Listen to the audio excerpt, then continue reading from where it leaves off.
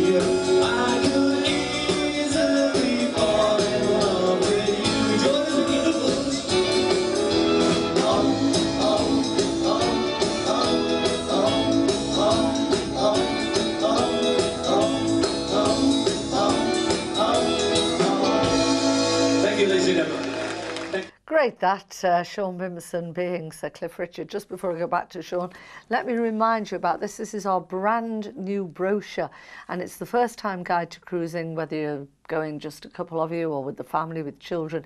Really, really good. It's got all the information you could need. It's free of charge. 2 ways of getting your hands on it.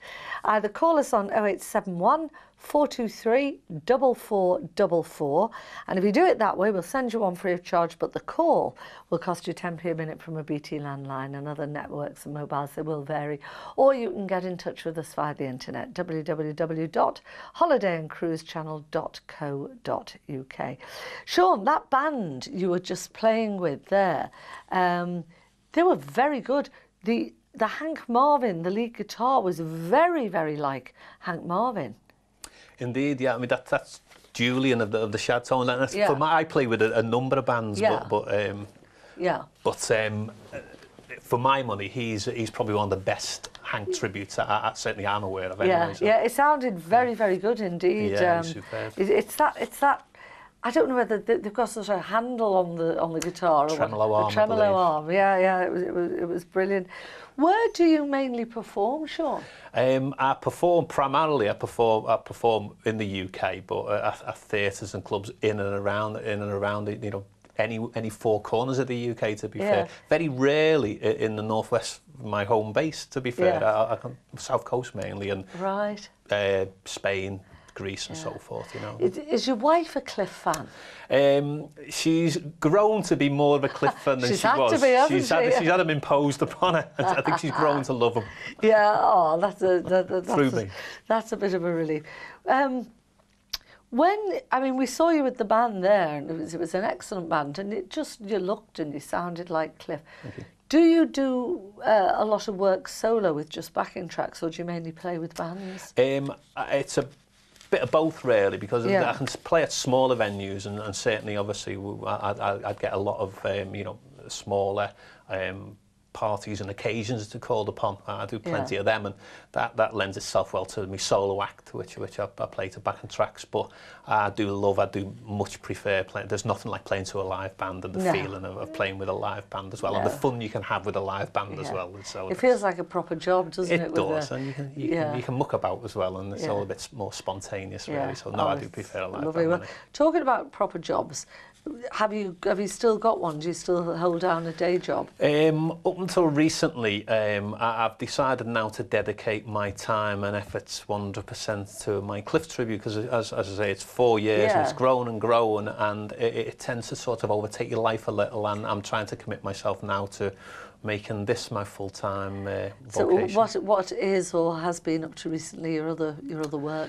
I was involved in the motor retail industry for many years. So motor retail, selling cars? Selling cars, selling cars. Go on, spill the beans. Dealers. With a particular brand? Or? Most recently Mercedes-Benz, which was nice. The company car was nice. Oh, I was going to say, I love that song. I wish she would buy me a Mercedes-Benz. Oh, I love that one. Yeah. So that must be a bit of a different life. So to give up selling and driving Mercedes-Benz, I must really love what I do, mustn't I? You must really love what you do. So. Are you ever invited, like other tribute acts? We've had a Gary Barlow one, we've had all sorts. Are you ever invited, not as a singer, but as a tribute Sir Cliff, to just do an appearance somewhere or be part of a show? Yeah, occasionally I am asked to sort of put on sort of look-alike appearances and special appearances. I mean, the most memorable, I suppose, of which was when I was asked to judge a Elvis tribute competition. They wanted it was in York a couple of years ago. They wanted a guest celebrity tribute, but not an Elvis tribute to judge along the judging panel, and they asked me to go along and judge that, which was a bit surreal, really, judging 16 or so Elvises. Yeah, I bet. As Cliff. Yeah, did you actually get up and sing eventually? Well, I wasn't booked to do so. I wasn't asked to do so, but again, that was asked of me during the interval. So, so I got up and done a half-hour spot for them, and that was hilarious to see. 16 Elvises in the audience in the jumpsuits and so forth, singing along to Live and Doll. That was a bit of a surreal experience, I can tell you. Very fun. Lovely. You obviously have read up a lot about Cliff and tried to get inside his psyche, you know, because this is what you have to do if you're going to be a tribute act. What do you think of him as a person? What do you think is his secret to the longevity, the way in which he's lasted for so many years? I think it's his honesty, really, to be fair. You know, I mean, he's always given time to his fans. Yeah. He's kept himself clean above anything else of scandal and otherwise. Never been any scandal. No, absolutely not. And you know, even people who were critical of him in recent years and in past years, they have to respect him. I mean, over 50 years in the music industry, and they're still at the top of his game. How can you? How can you? Yeah, he can still sell places out. It's funny. I was a little bit disappointed when it was the Jubilee, the Queen's Diamond Jubilee, and they had the big concert outside the palace. I noticed they didn't use much of him on TV, but I heard quite a bit on the radio, and he sounded just a little bit tired. So I think when you've probably hit 70, I think you've got to be a bit careful about doing big outdoor arena shows, you know, where there's no control about. You could be right. I thought that personally, you know, what's the entire event, and a couple of the acts, the sound was a little questionable on it. Here's me defending Cliff again, though. Good on you. Well, I'm glad you are. So next, you're going to head for the cruises, I presume. Indeed, yeah. Right, lovely. Well, listen, I wish you the very, very best of luck. You sound like him. You're great.